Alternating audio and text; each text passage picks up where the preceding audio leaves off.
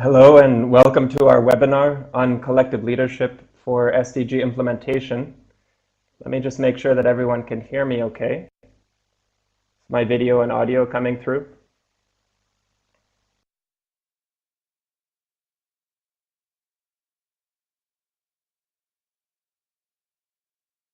All right.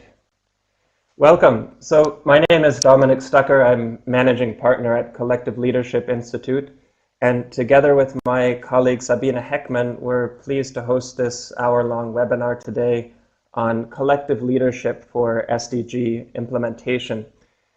Just a technical note to ensure that you experience the best possible connection. It's good to turn off Skype, email, and other browser tabs that you might have open. So just have this particular window open and the related browser tab. Sabina is going to be supporting me in the text chat at the bottom right of your screen, and that's where we ask you to interact as well. So you can type questions there, and I'll make this as interactive as possible while keeping to the hour-long time limit.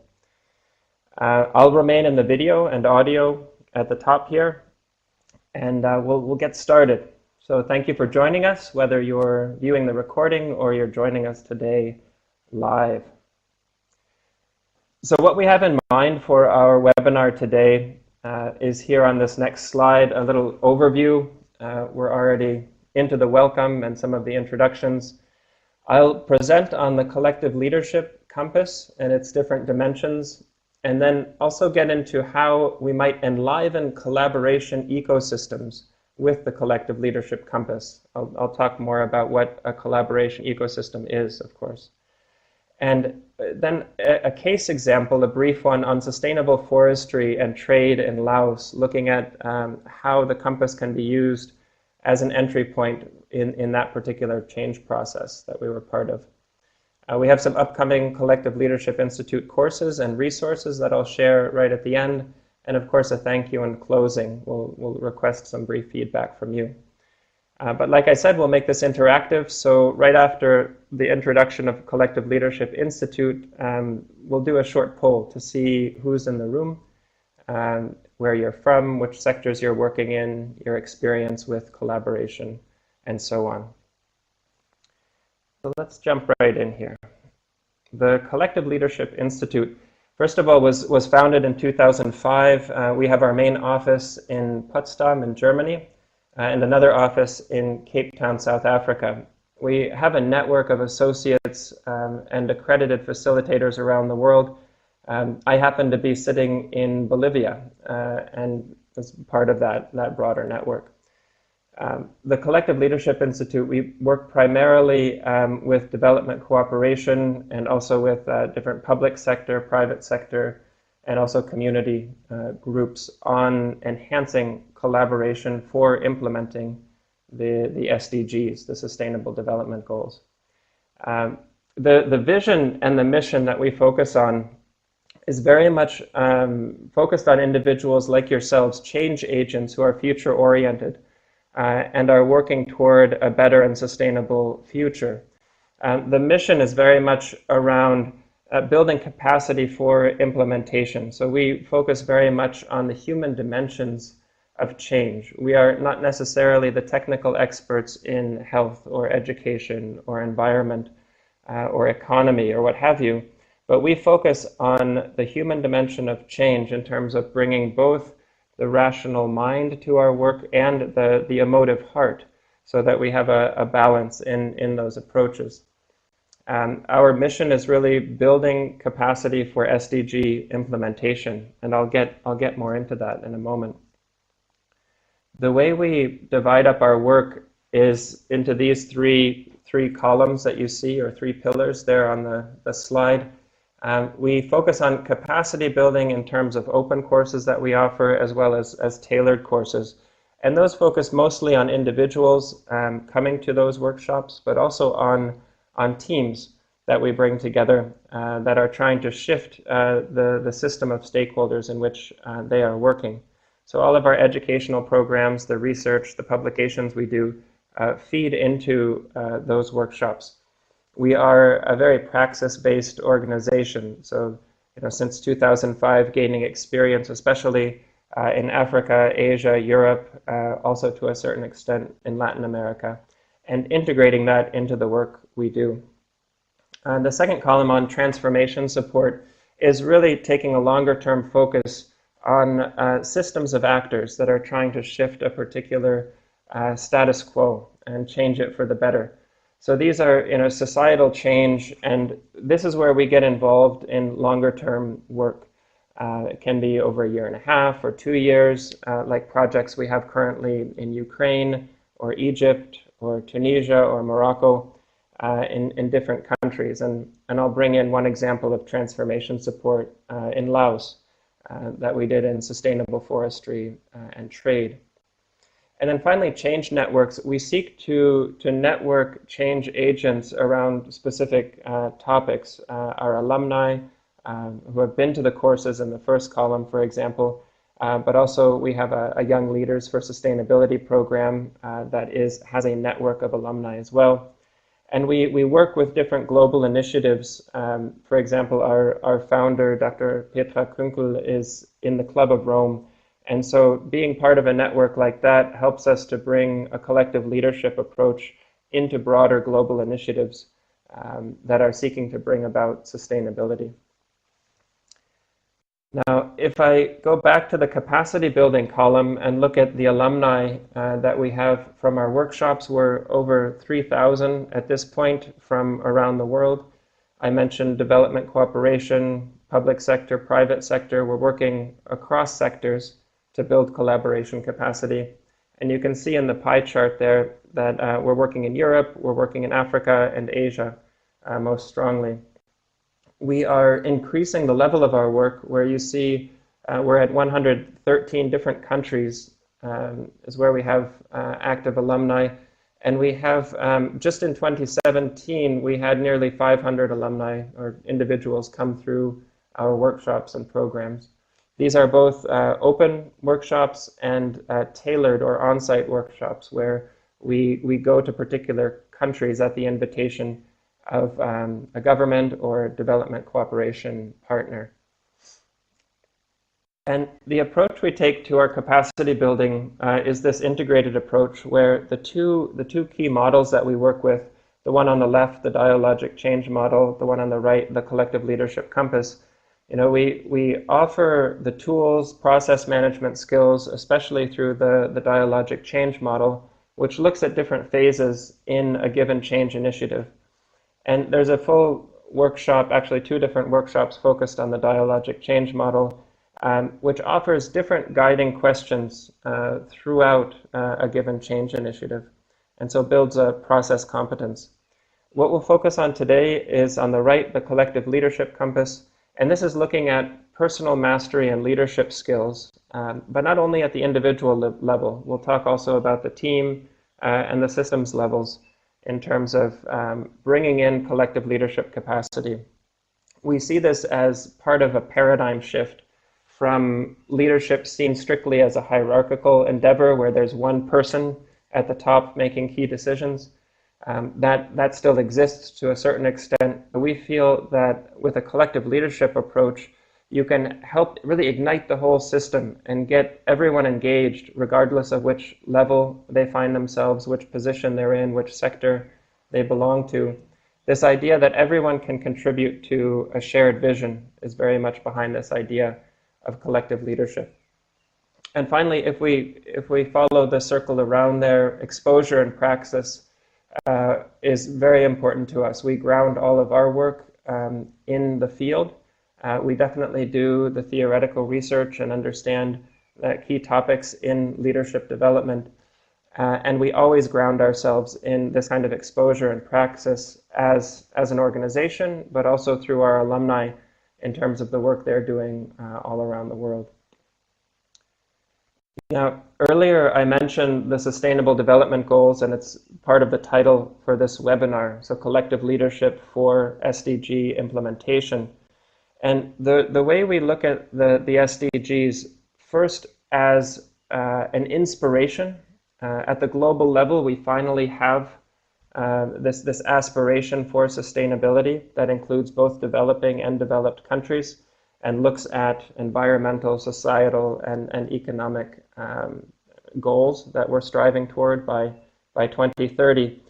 At CLI, at the Collective Leadership Institute, we see goal number 17 on partnerships as an entry point to addressing all the other goals. There is needed expert knowledge for each of these goals that's essential. And we feel that the partnership aspect addresses the fact that these goals are at a level of urgency and complexity that we have never really seen before in our history. And so partnership between public sector, between private sector, civil society is really essential for making all of these happen. And so what we say is that the SDGs at global level as an aspiration are fabulous, but not enough. And we're zooming in and focusing on building capacity for this kind of partnership, for multi-stakeholder collaboration, for making these SDGs more realizable. Now, what is shifting? I already mentioned this idea that there's a paradigm shift happening in terms of how we view leadership. And in leading transformative change in this context of the SDGs, we see a few things happening. For one, multi-stakeholder collaboration will become the norm. It will be recognized, embraced that collaboration across sectors is essential for pooling the kind of knowledge we need and the skills and the networks we need to make change happen. We also see leadership being understood as the capacity of the collective to catalyze change for the common good. So we don't necessarily want systems of actors who are waiting passively from top-down orders to move forward. Certainly there is a needed high-level support and mandates, especially in the public sector, to move things forward.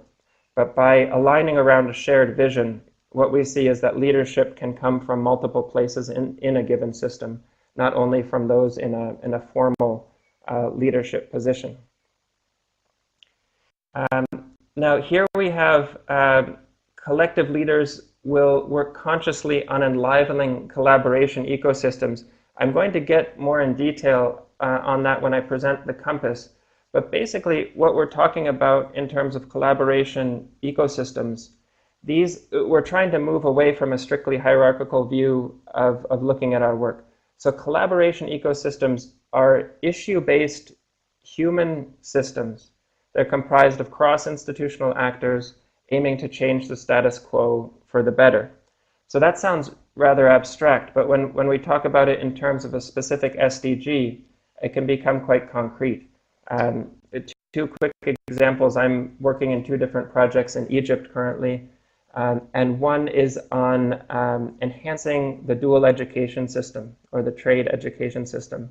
And so looking at the SDG on education, but also the one on decent work and economic growth. And so we are building a system, a collaboration system, ecosystem of the actors there from the central level into the different governorates in Egypt, and helping them identify as a collaboration ecosystem to have at its heart a shared vision moving toward 2030, and recognizing that each player in that system has something to contribute. So we see, for example, at central level, there's a responsibility to make good policy that makes it easier to work at the local level. And at local level, they understand the realities in their governorate and need to feed that back into the central level. So in that particular case, we're building different dialogue platforms, multi-stakeholder dialogue platforms in the governorates to bring together public and private sector actors who are an essential part of this trade education system, because we have students in companies and factories, and we have students in schools, at the same time during their course of study.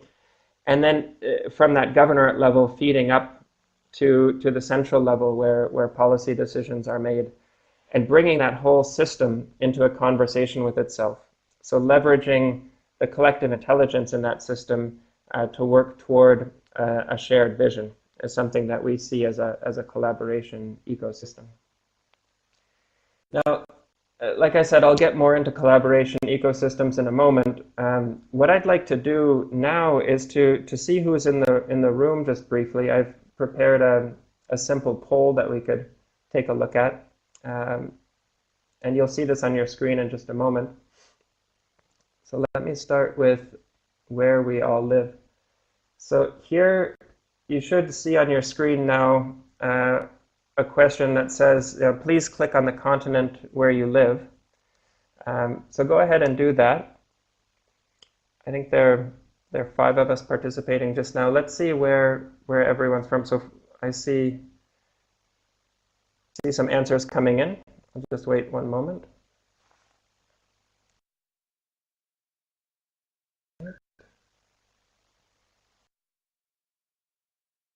All right, good. I'll pause there. Let's see if I can add one here.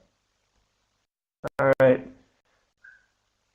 So now we can see that we have most of us coming from Europe to this particular webinar, and also representation from Africa.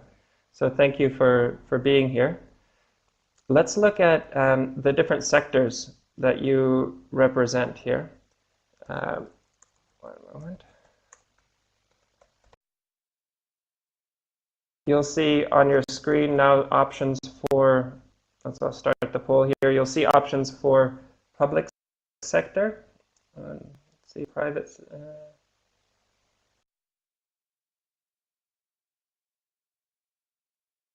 All right, one moment. I need to end the last survey, and then I can start this new one. All right, now I think I can switch to the sectors. There you go. All right, let's start that one.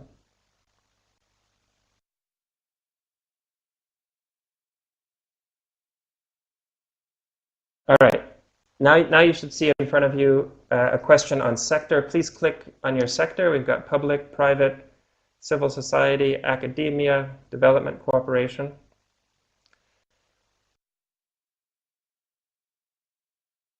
There come some of the responses.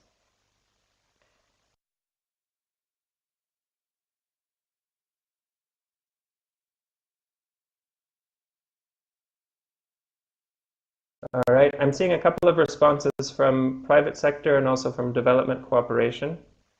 I can show those results now. It looks like about half and half. And thank you. We'll end that survey then. And just one final question on your experience with collaboration.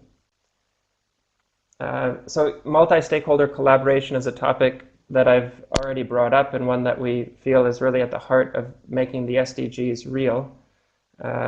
So here you should have different levels of experience. If you have no experience yet, or up to 5 years, click on the appropriate box there. Maybe some people have 6 to 10 years, 11 to 15, or even more experience. There come the responses. All right, it looks like an experienced group. Here come the results.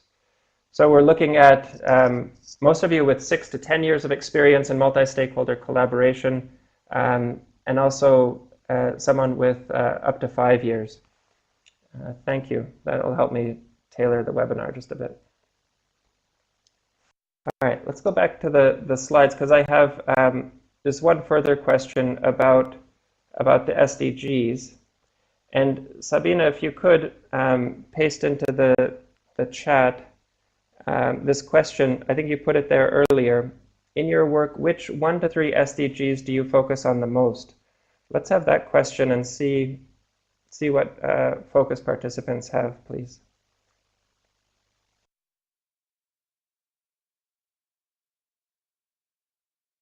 Okay. I'll make the chat larger here so that we can see your responses.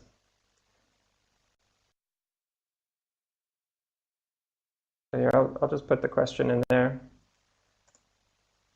There we go. So in your work, which 1 to 3 SDGs do you focus on the most? Tracy talks about gender equality. Thank you. To me, that's another cross-cutting SDG that needs to be present everywhere. Others, maybe Guantwa, Bob, do you have a particular focus in your work on the SDGs?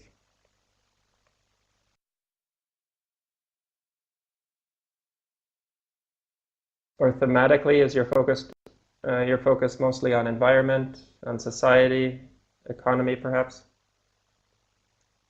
Bob talks about justice and environment. Thank you. And I see earlier in the text chat that Tracy also talked about SDG 16. It's also peace and justice related, and accountability is there. All right, thank you. I'll switch back to the slides here for a moment. So the context that we have, of course, is working toward the SDGs. More and more we see this among the people coming to our workshops, the teams that want us to work with them on the ground. So I'll shift now to presenting the collective leadership compass. And while I'm doing this, I'll at the end I'd like to ask one question of you on collaboration. And the question will be thinking of a time that you were part of a collaboration that was both energizing and effective. Now, what are words that you associate with that collaboration? So let's not have the answers now, but if you can think of an example while I'm presenting of a collaboration that really energized you in the past, or maybe currently, we'll ask for your associated words in the text chat when I'm done with the Collective Leadership Compass. So the Collective Leadership Compass was developed by our founder at Collective Leadership Institute, Dr. Petra Kunkel. And as I've mentioned before, it should come as no surprise that the compass is grounded both in academic research and praxis on the ground.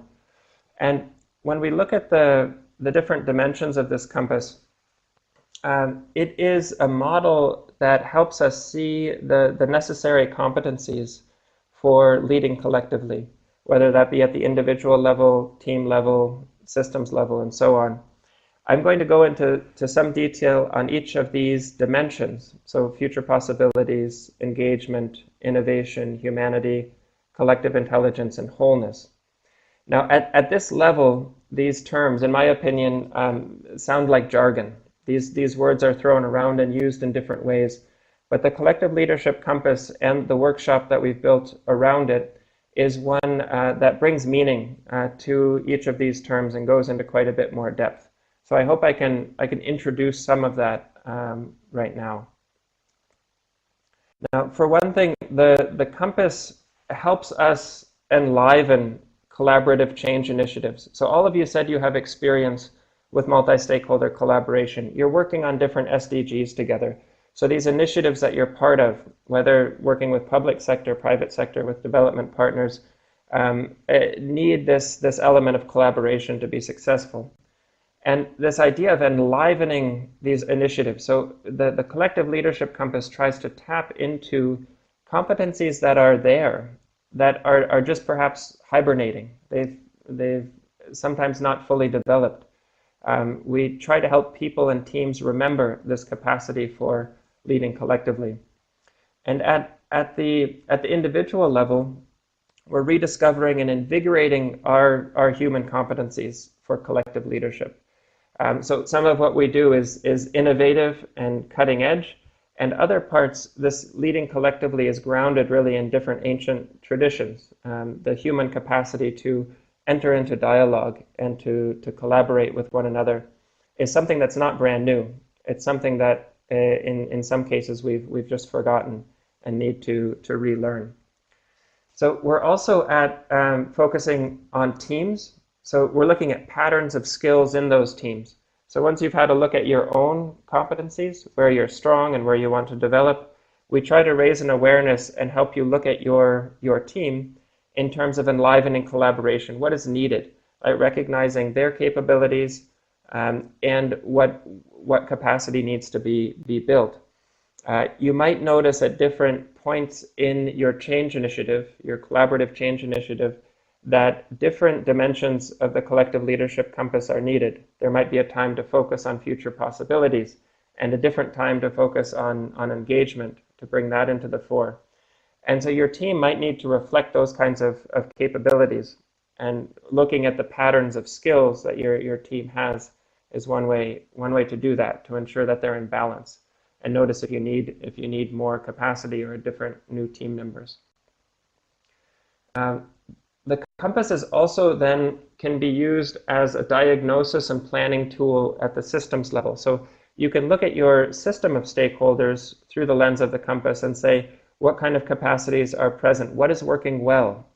We often start with this appreciative approach and say, which dimensions are already present in the system? What are the strengths we have that we can build on?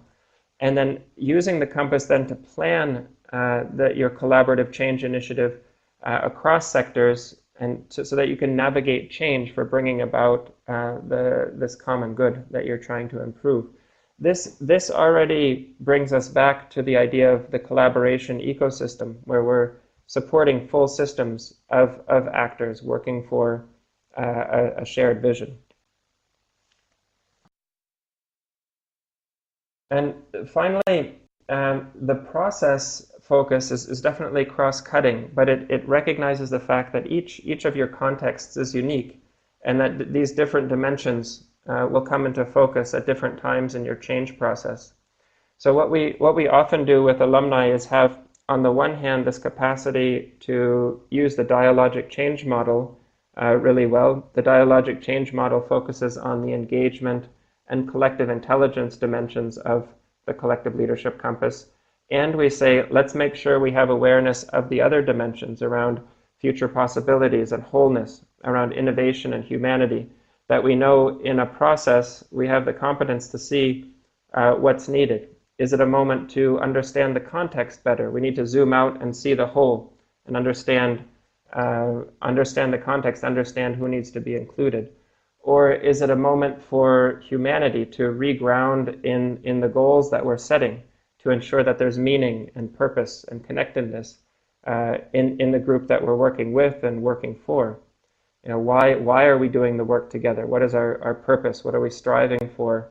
Is related to future possibilities, but is also grounded strongly in humanity and the fact that we care about one another and want to be about something positive, not just for this generation, but for future generations. So this goes in this direction of process and knowing these different moments to bring in or focus on different dimensions in the compass. Now, to make this a little bit more concrete, here's an example of questions we can ask. So to me, I understand awareness as knowing which question to ask next. What is the question that needs to be addressed to get your stakeholder system into a conversation with itself and into action so that it's moving toward implementation? Some of these questions that are related to dimensions of the compass and related to the process competence I just talked about. So around future possibilities, what inspires us to shape the future collectively? Or around engagement, how can we engage those who need to be involved in our collaboration? There's a focus then on mapping those stakeholders and understanding who to invite and how to invite them. Around innovation, what innovative approaches already exist and others that need to be fostered? It's a key process question in your work. And this humanity aspect that I just mentioned, how can we touch people's hearts and create meaning? So yes, we need the analytical mind involved in this work. Of course, we need to have the rational side of human beings, of our work. And we need this heart aspect too. We talk about having an emotional commitment to a goal, or a commitment to an emotionally compelling goal. This helps us answer the question of, why do we wake up in the morning? What inspires us? Linked also to future possibilities. What inspires us to do our work to move this forward? And then around collective intelligence, we're talking about leveraging diverse perspectives, expertise, and competencies. For me, this is a special passion around convening diverse actors to address challenging situations. challenging change initiatives. To me, this is a key part of setting the ego aside and noticing that the answers will come. The answers are there so long as you convene people with different expertise, with the different networks, with different resources, and help them create something together, to bring together their collective intelligence to come up with the best possible solutions for moving forward. For me, this is an exciting part in any change process.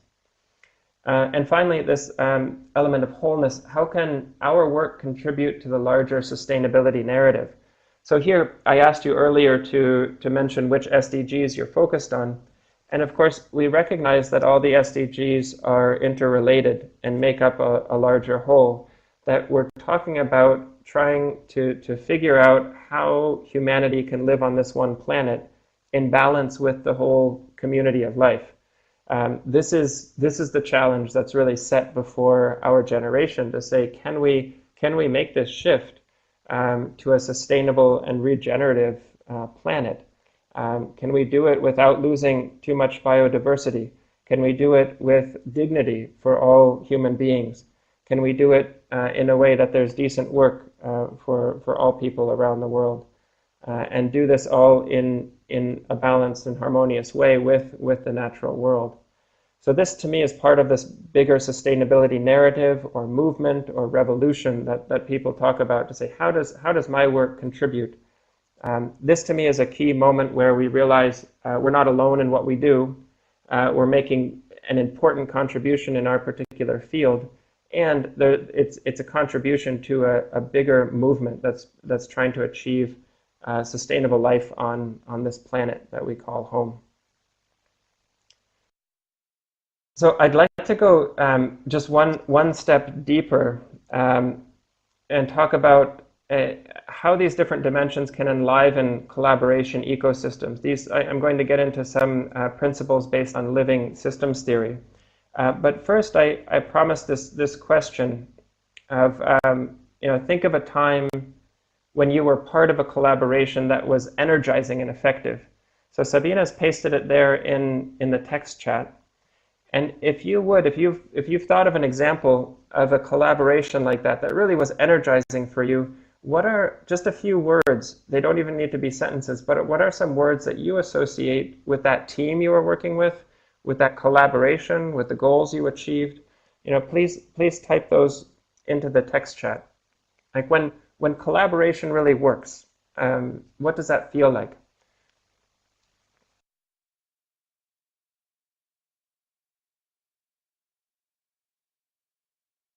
See if Tracy or Bob, there we go. There, Tracy. Okay, Tracy feels energized by the work. Thank you, Tracy. Wantua, I wonder if you have any input you'd like to offer.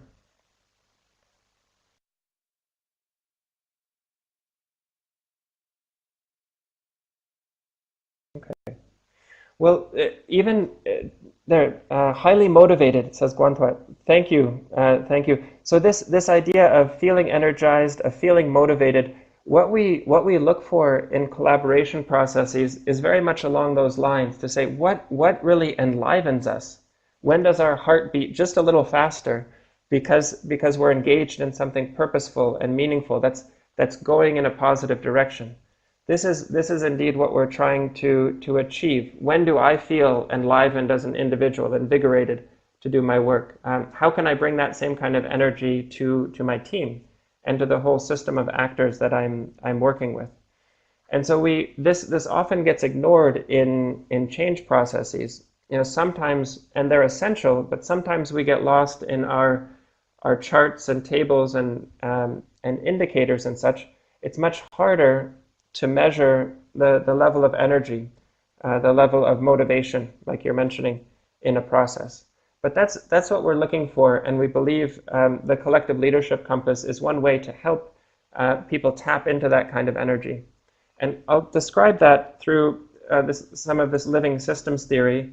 These principles were also elaborated then by Dr. Petra Kunkel in her PhD dissertation, and she's preparing that dissertation as a book as well, so that it can be shared widely.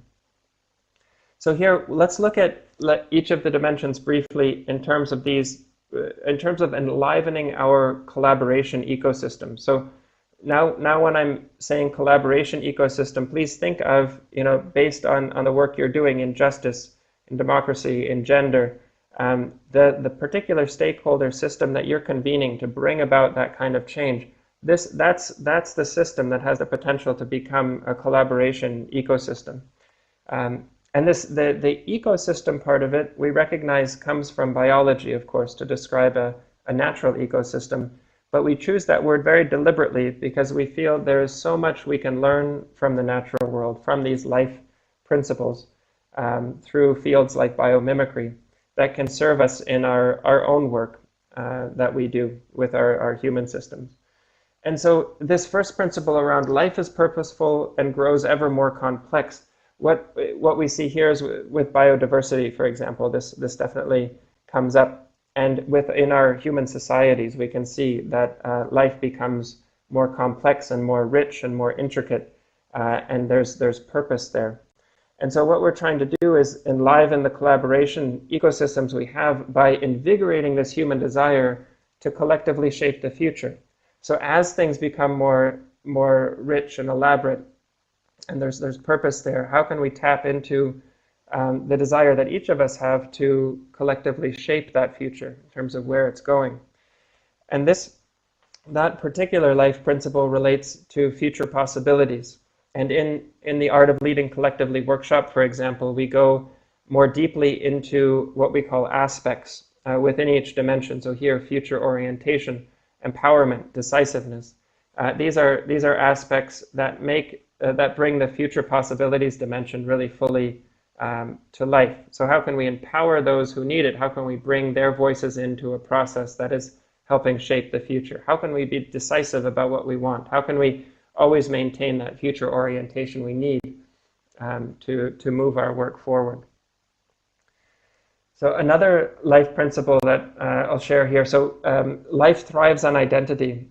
So this sense of belonging is something that's fundamentally important to human beings, and that you can identify with a particular group.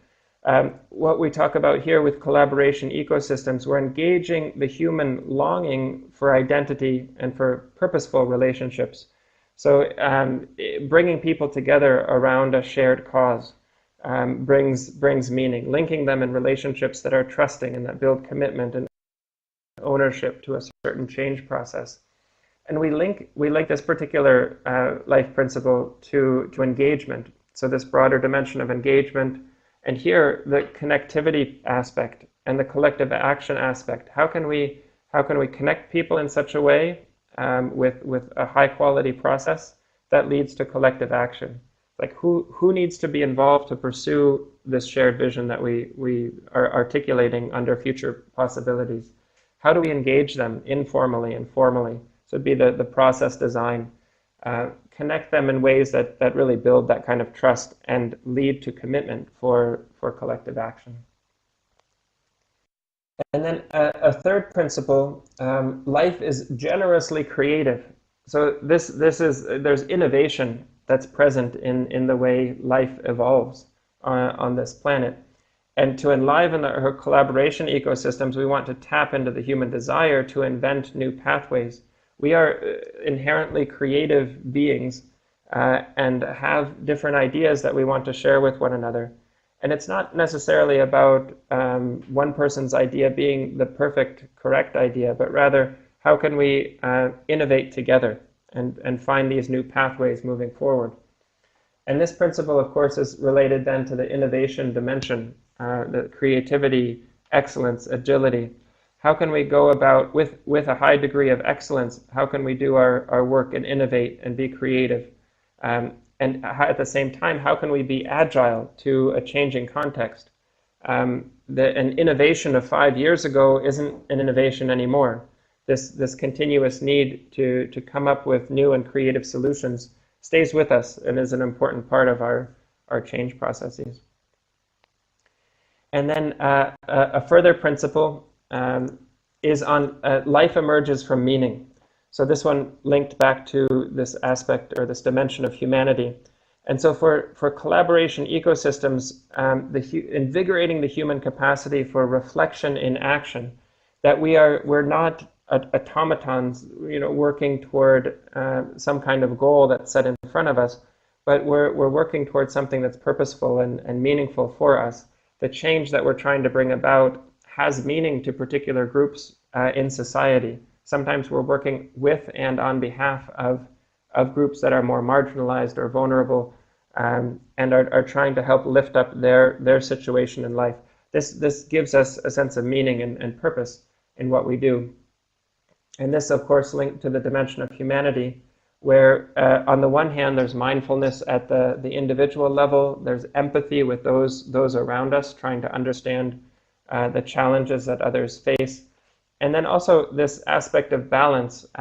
Sometimes we overlook this, but trying to keep a balance between the work we're doing in our personal lives, for example, that we're also taking care of ourselves as change agents, that if we are in balance and have sufficient energy to do our work, then we do that work better. If we're exhausted and out of balance, then we can't do that. And two more principles here to share before we wrap up this piece of the presentation. This one on life thrives on diversity in constant and adaptive interaction. So here, this diversity with your collaboration ecosystem is very much around engaging in nested and generative dialogues. So when we talk about dialogue, we're not talking about debate, we're not talking about negotiation. Debate is about being right and wrong. Negotiation is usually win or lose. And dialogue is about co-creation. And co-creation is based on diversity. And so if we learn how to convene diverse actors and can bring them together and draw out their collective intelligence, that's the kind of dialogue that will move our work forward. That's the kind of dialogue that will come up with the next solutions that we're looking for, as well as the commitment to learning through some of the mistakes we might make along the way. This principle, of course, is then related to collective intelligence. It's based on diversity, as it says there, on the quality of the dialogue. This isn't just, consultations are one piece of it, but it's really co-creative dialogue that we're looking for, where we're not talking about a panel of people at the front of a room. We're really talking about a circle of people that are engaged in a dialogue that creates something new, that is owned by everyone. And then the iterative learning piece says, there will always be new information and new perspectives coming. We need to be ready for those and open to learning our way through the collaborative change initiatives that we're part of. And then I'll offer one final principle, life principle. This one on life thrives as an integrated whole. So sure, there are different nested ecosystems, so to speak, but as a whole, we're looking at life on the whole planet is interlinked and interdependent. So here with your collaboration ecosystems, we're enhancing the human capacity to engage with the larger picture, that yes, we have a certain focus on the given task at hand, and we can connect it to something bigger and say, if we're doing good work here, it's going to support another initiative, or these other initiatives that are happening actually support my work. We're in this together. There's no other, there's no outside. It's an integrated whole that we're talking about in terms of the work we get to do. And this principle then, of course, connected with the dimension of wholeness, where we're looking at the context to understand as best we can the context in which we're working, so that we know best how to contribute. This idea here of contribution, this also bringing a sense of purpose or meaning. And mutual support, I mentioned as well, is like within your change initiative, where can mutual support exist? If a public sector agency is playing its role well, what does that mean for the communities? And if the communities are making their contributions, if private sector is coming and making their contributions, where can there be mutual support?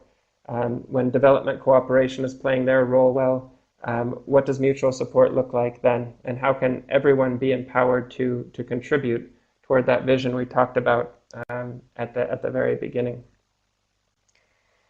And so if I could, I know we're a small group, but I think it would still be nice to collect some of your responses. And Sabine, if you could help me with this, instead of taking questions now, I'd like to ask you this question. For each of the dimensions, could you two consider, Tracy and Guantua, for example here, how do future possibilities enliven you, your team, or your work? Is there just a one-sentence example you might share there around goal setting or vision, or where might future possibilities enliven you? Have you had that experience? Like in that, when you mentioned earlier that you felt energized or highly motivated by this collaboration initiative that you were thinking about, in that collaboration initiative, how did future possibilities enliven you or your work?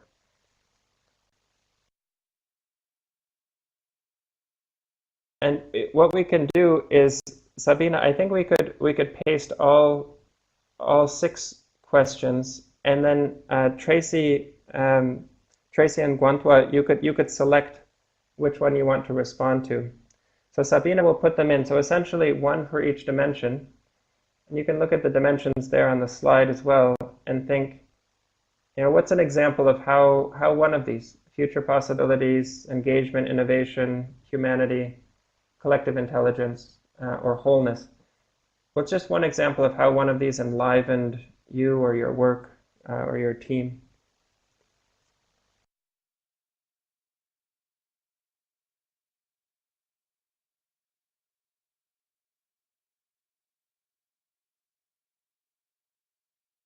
I can expand this so that we can see for a moment, but I don't want to lose the compass image. I'll leave that there to let you reflect for a moment.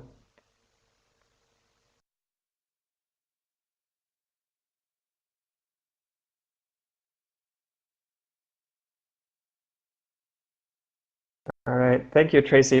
So Tracy writes, engagement, being connected to others, working towards the same goal, beyond doing the job together, connecting personally. Thank you. That comment already makes me see clearly that you've understood that dimension of engagement very clearly. That kind of connection, that shouldn't be underestimated. And something that we do at CLI is recognize that our colleagues are there as professionals and also as individuals, as human beings, and that there are ways to ask how people are doing professionally and also personally so that people can be fully present and connected for their work. Guantua, did you want to offer an example as well on how one of these dimensions? Thank you. So Guantua writes, engagement enlivens when we come to a common goal and understand it in mutual trust. Absolutely. It can be very difficult to work in a context where there isn't that kind of connectivity or trust when working toward a common goal. Of course, that's essential. And when that common goal is created together, and in a given moment, your desired result can be creating a goal together, but also creating the relationships that will sustain the work toward that goal. Those things are interconnected. So thank you. So I think Tracy and Guantua, it's both, you're commenting both on engagement and future possibilities when we're talking about these common goals. So thank you. Let me offer a brief example here. I'm actually going to pick up on those 2 dimensions as well, future possibilities and engagement. So sometimes we see the compass dimensions as entry points for transformation.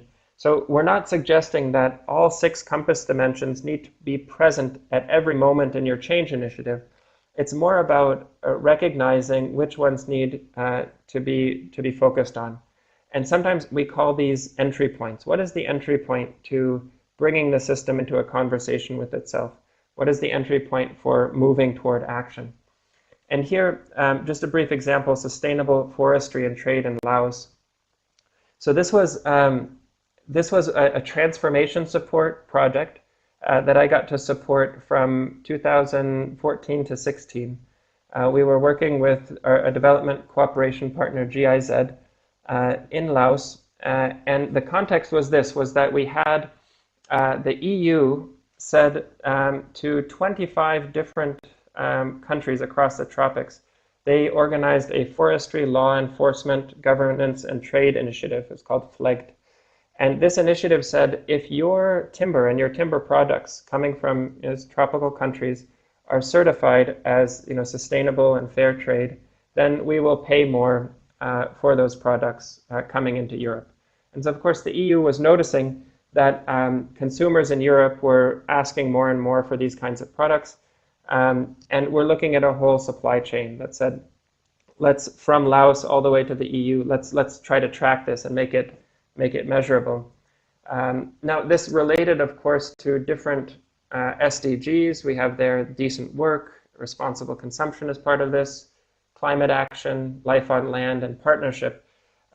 Laos is still, right after Myanmar, still has the most forest cover in Southeast Asia, but it's rapidly declining. And there's an awareness that this is related to environmental health, but that climate change is part of this, life on land with biodiversity is part of this, responsible consumption. A key difficulty for Laos was that much of the timber, about 80%, was being exported illegally. And so there was also an interest from the government side to get a better handle on this. And what we did as CLI, we convened the three main ministries that were involved. So it was a ministry on agriculture, on commerce and trade, and on natural resources. And we convened them along with private sector actors, business associations, and significantly civil society actors. And the civil society in Laos, as some of you may know, is not strong even today. But we managed to bring all three sectors along with development cooperation together. And a key entry point for us was definitely future possibilities. And so in the first, we had a sort of a double workshop over 2 weeks, where a key part of what we did was develop a shared vision together. And we had a text for that vision, and we said, let's describe this in terms of social aspects, economic and environmental aspects. And that was important, and we were using our minds to analytically say, this is what we need, this is what we want to strive for in terms of our vision. What we also did was lead the group through a process of making inputs by drawing, and to try to create more of an emotive shared vision. And this is what ultimately was produced. This vision here for sustainable forestry and trade in Laos. And so this vision, it was created on 2 different flip charts in the actual workshop, and then there was a university student who brought in all the color and such. But you see different aspects of the vision represented here. On the left, for example, on the left and top, you see a small village there, and at the community level, there's a dependence on community managed forests, especially for forest products, and also for building their own homes. And so the communities are there. Their traditional homes are built of wood from the local, the local forests, as are medicinal products are collected in other forestry products. All the way on the left, you have different log landing sites. This was essential also for the private sector to say, okay, we're collecting, logs are being felled, are being collected, and also trees are being planted in their place. This is a key certification moment to say, at those log landing sites, we need to ensure that certification is happening as those logs also get transported to the factories, to the wood processing factories. That's what you see in the middle, in the bottom. You see those factories processing the logs, and there was a strong focus on occupational safety and health that came there. This line of people in the front, these are investors coming to buy wood products and timber from Laos. And what you see in the top middle, you might see in the forest where it says 70% is written in trees, and this was linked back to a national strategy on forestry cover in the country that said we need to maintain 70% forestry cover. And finally, a process component of the vision on the right was the continued need for technical and collaboration capacity building. So these individuals seated at their chairs there around that table are part of that effort in ongoing capacity building. But beyond the technical aspects of this vision really united the group for a first time. We literally had unveiled those flip charts also to high-level guests who came on the final day, And there was a physical gasp in the room that says, yes, that is precisely what we want. This is what we want to work toward. And they've literally replicated this vision as a large poster and given it to all the partner organizations. So it's hanging in public sector, private sector, it's hanging in community, NGO offices, also with GIZ. And it's on their main website. This is the first thing you see. This is the reminder of what people are working toward around future possibilities. And then a second entry point in the same workshop was the idea of engagement and commitment. So I think Tracy and Guantua, you referenced both of these as well. There was literally this metaphor of a bus. And so this group came up with the metaphor that says we all need to get into the same bus so that we can drive together, a bus for the journey, so that we can pursue this vision together. And you can see there in the picture, they drew a bus, and each person came on the final day of the workshop and signed their name to a particular passenger. And on the upper left, you see those were the drivers in the bus, so the key ministries that were present. And so they signed their names to the drivers. And this metaphor went on and on in the formal and informal sessions and coffee breaks and such, people talking about the different roles that people can play within the bus. They're not just passive passengers, but quite active. And so this was a moment of engagement, of commitment, of saying, yes, we want to work together toward that shared vision. And if you like, there's this story is written up on our stakeholderdialogues.net webpage. And that's you can see a full reflection on the compass. There were other dimensions. All other dimensions were included in different ways in this work that we did with them. Good. Let me pause there for just a moment. I notice we have about 4 or 5 minutes, and what I would do here toward the end is to share about our upcoming courses and resources. I would suggest I go ahead and do that, and then there are questions that can come to me or to Sabina or our colleague Martin as appropriate. So let me just finish this off, and then we'll see if there's some questions here. So we focused on sharing a little bit about the collective leadership compass today. And there are 2 upcoming Art of Leading Collectively courses that are being offered by CLI. One is coming up in October in Siem Reap in Cambodia, and the other also in October in Potsdam, Germany. So Sabina has also pasted the link there in the text chat for you, and it's also there on the slide if you're interested to come. Again, I would emphasize the value of coming with a team of 4, 5, 6 people that are already representative of your stakeholder system. This can be an important way to build relationships with them and to lay the groundwork for onward collaboration together. Now, we offer open courses, and these are by registration, like I just mentioned, in Cambodia and Germany. We also do the same workshops on site, and those on-site workshops are then adapted to your particular stakeholder system. So we would come to your country and we would offer an Art of Leading Collectively workshop or an Art of Stakeholder Collaboration workshop that is tailored to your particular context. So we talk about the goals together. The base curriculum remains the same, but the themes would be appropriate to your particular context. So on the one hand, when open courses, there's a great diversity of participants in the room, and you get to learn from those. That's an added value. With an on-site course, the added value is going into depth into your particular system. So you can imagine 20 to 25 stakeholders there working together from different sectors, learning the different concepts, but also applying them immediately. All the workshops are very, there's some conceptual input, but then there's application through group work. There are individual exercises that happen. It's quite interactive. And so questions here can be directed to Martin. He's leading our educational program work. Okay, just 2 more slides. One, if you want to read more about the Collective Leadership Compass, I encourage you to get this book, The Art of Leading Collectively by Petra Kunkel. And then there's also a free interactive online compass tool that exists currently in a beta version. You can click on that link and do your own personal assessment or assessment of your team or your whole system, as the case may be. So have a look there. It's quite interactive. It asks in a set of questions that helps you reflect on your own capacity to lead collectively. And finally, that's it from our side. We are grateful for that you participated, whether you were here live or you've watched this video as a recording. We do have, if I could just ask 2 quick feedback questions. Sabina, if you would paste those in the text chat.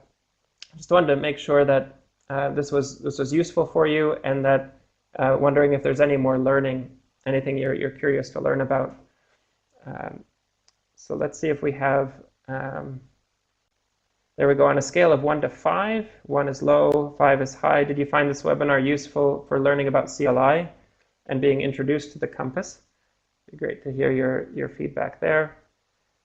And finally, if you have any other questions, let us know here or be in touch with us via email. So my email is on this final slide. We have our general Germany@collectiveleadership.com email address, or as mentioned before, you can be in touch with Martin Fielko regarding open courses and on-site courses. So thanks for having joined us. I'm going to wrap up this webinar here, and looking forward to seeing you in one of our courses in the future. Goodbye then.